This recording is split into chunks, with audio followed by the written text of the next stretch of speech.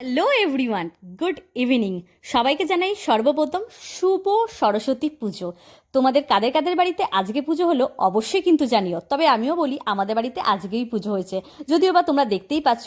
সেই আমাদের বাড়ির পুজো নিয়েই আমি তোমাদের সাথে একটা ছোট্ট ব্লগ শেয়ার করতে চলেছি। চলো, ঠাকুর থেকে শুরু করে খুঁটিনাটি সব কিছুই দেখাতে চলেছি।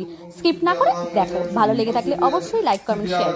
ওম নমো জয় দেবী চরাচর সারে পুত্রযুগ শোভিত মুক্তাহারি বীণারঞ্চিত পুস্তকে হস্তে ভগবতী ভারতী দেবী নমস্তুতে।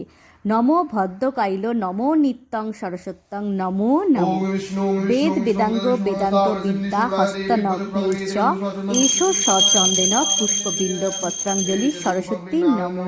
মা তুমি কণ্ঠদাতা, তুমি বর্ণমালা, মাথা নত করি শুধু তোমারই কাছে, হে সরস্বতী মাতা। জয় মা সরস্বতী।